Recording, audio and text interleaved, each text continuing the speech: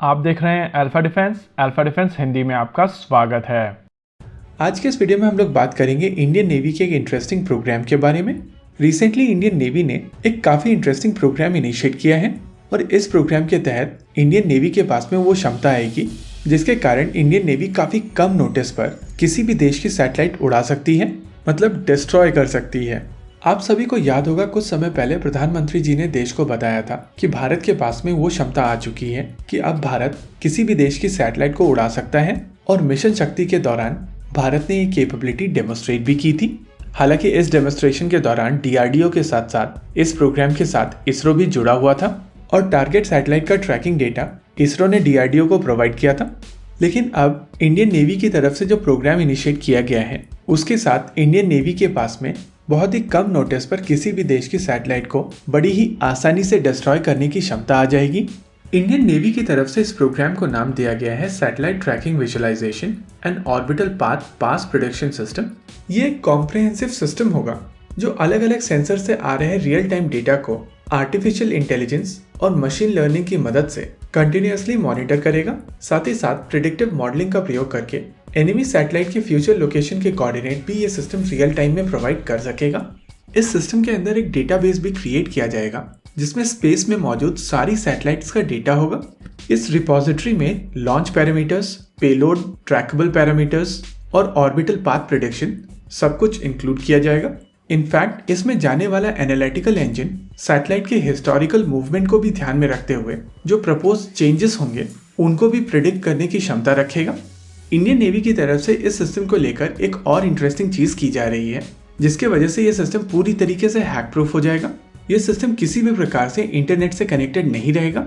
Even Indian arm forces के जो secure nets हैं उससे भी इसको दूर रखा जाएगा।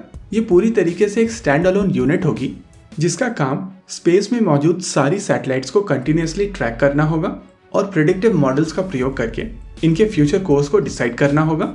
कुछ समय पहले इंडियन नेवी ने अपने बेड़े में एक नया शिप ऐड किया है जिसका नाम है आईएनएस ध्रुव।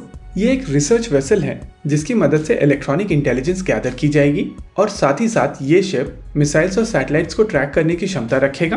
15,000 टन यानी कि 15,000 टन डिस्प्लेसमेंट वाला ये शिप एक प्राइमरी एक्स बैंड रेडार और एक secondary S band active electronically scanned अरे रेडार के साथ में आएगा।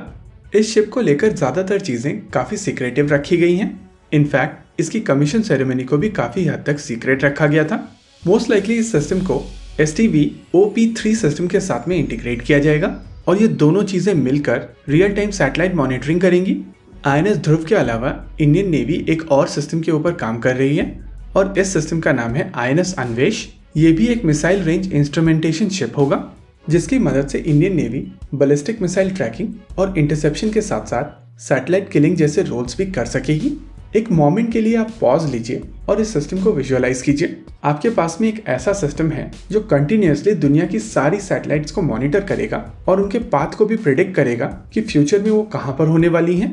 ये चीज हम सभी जानते हैं कि modern systems completely satellite dependent है और अगर आप एनिमी की सैटेलाइट्स को मार गिराते हैं तो ये एक कॉन्फ्लिक्ट में एक डिसाइसिव फैक्टर हो सकता है।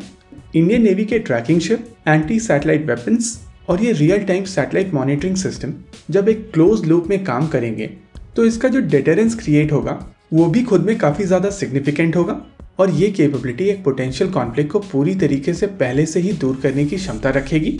हालांकि सिचुएशन के हिसाब से अगर जरूरत पड़ती है तो इंडिया अपना एंटी सैटेलाइट वेपन भी यूज कर सकता है और क्योंकि आपके पास में रियल टाइम डेटा ऑलरेडी होगा तो इंडिया एक काफी शॉर्ट नोटिस पर इस तरीके का मिशन कर सकेगा।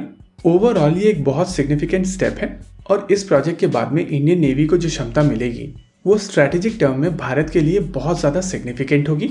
इसी के साथ आज के इस वीडियो में रखते हैं केवल इतना ही। वीडियो को अंत तक देखने के लिए धन्यवाद। देखते रहिए अल्फा डिफेंस। जय हिंद।